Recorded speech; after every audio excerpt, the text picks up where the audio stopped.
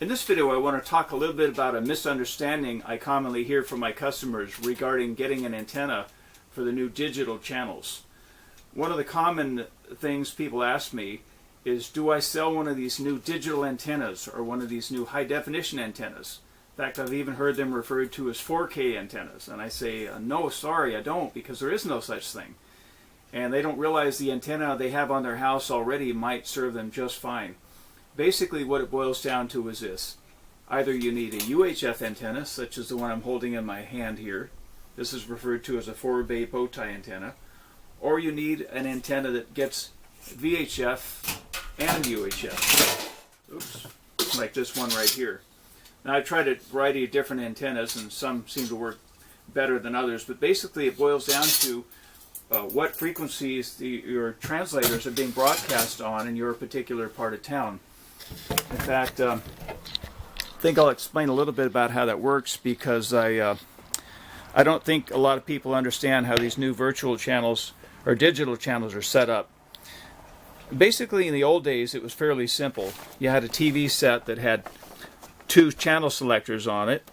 One was for VHF, which was 2 through 13. One was for UHF, which was 14 through 69. And you had two antennas as well. One was for UHF. It was a little loop. In fact, I've got one right here. A little thing that would go on the set. And of course, then you had your rabbit ear antennas. And sometimes they had combo antennas where both were combined in one. And of course, that is an indoor antenna. But basically, these numbers here could be referred to as virtual numbers, because these numbers don't really tell you what frequency you're on. They just tell you where to pick up a particular channel. For example, channel 5 or channel 13.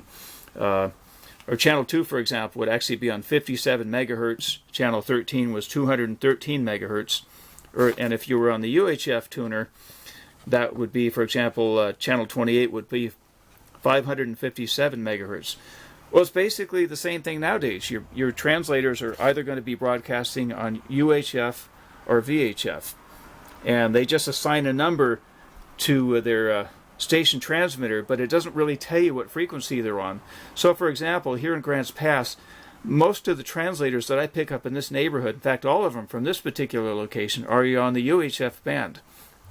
Now, if I move 2 miles to the north or south, I might find out that I need to get a combo antenna that gets both UHF and VHF, because the translators in that particular part of town are being broadcast on the VHF band. So to pick up 5.1, maybe a couple miles north of here, it might be broadcast on 79 megahertz or 177 megahertz, whereas on the PBS frequencies might be as low as 57 megahertz or as high as 503 megahertz, which is what it is right here in town. So that gets confusing. In fact, I was confused when I'd hit the auto scan button on the customer's TVs. A lot of times what would happen is I'd find that I'd be on the same channel 3 times after hitting the channel select button. I couldn't figure out, why does it still say 5.1 or 10.1 when I've hit the up button 3 times now. And it turned out I was picking up 3 different translators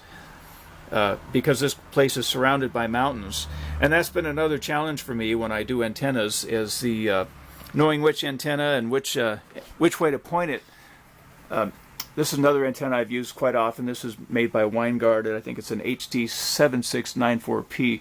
That one seems to serve me pretty well, and oftentimes I have to use them with an amplifier as well, depending on where the person lives. Not always, but I've been trying a variety of different amplifiers, and sometimes I need something a little bit more gain.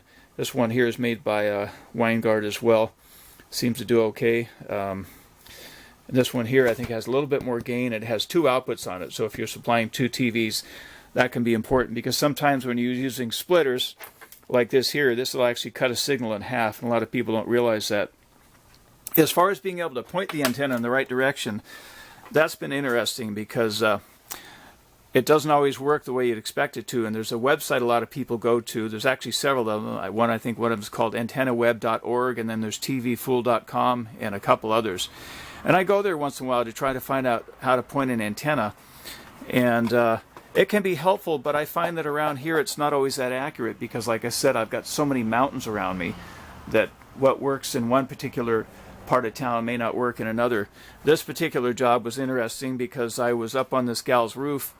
I pointed the antenna in the direction I was supposed to according to where the translator was located, and I didn't pick anything up. And it turned out because this woman lived next to this huge mountain here, I actually had to point the antenna right at the mountain.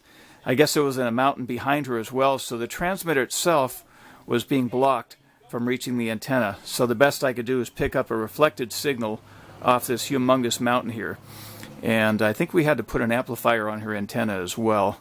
You may not have to in all areas. Also, I found that because sometimes I'm surrounded by translators in different locations, I may have to use what's called an omnidirectional antenna.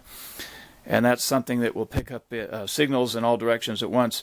Unfortunately, they're not going to be as strong when you're using a omnidirectional antenna, but sometimes you have to go with that anyways. A lot of you may have seen these antennas here. They're advertised on TV. This one's called a clear TV antenna.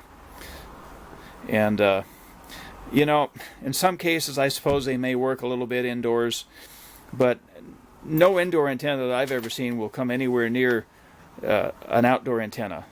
It's just not going to do the job. I suppose you could put this thing outdoors, it might help a little bit, but I really don't think this is going to do, I shouldn't say I don't think it's going to do as well as an outdoor antenna. One with a few elements on it like this here, guaranteed it won't compare.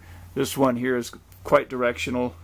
So is this one. Actually, all these antennas I've got here are directional. In fact, this bow tie antenna here is pretty directional toward the front here. By the way, I tried using the 8-bay bow tie antenna.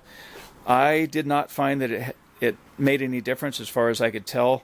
I guess they've got a slight bit more gain, but I couldn't tell the difference. So anyway, for what it's worth, just a few more tips on TV-related stuff. I hope to make another video soon and talk about my television transmitter locator that I've produced, and advice I made that tells me what frequency I'm picking up. In fact, that's one of the things I've been doing. I've been going out to the customers' homes. A lot of times they'll want to know which antenna they need, and I can basically figure it out for them. I can tell them whether they're picking up the translators for UHF or VHF and where to point to get the best reception. Anyway, as always, if you like the video, please give me a thumbs up and please subscribe.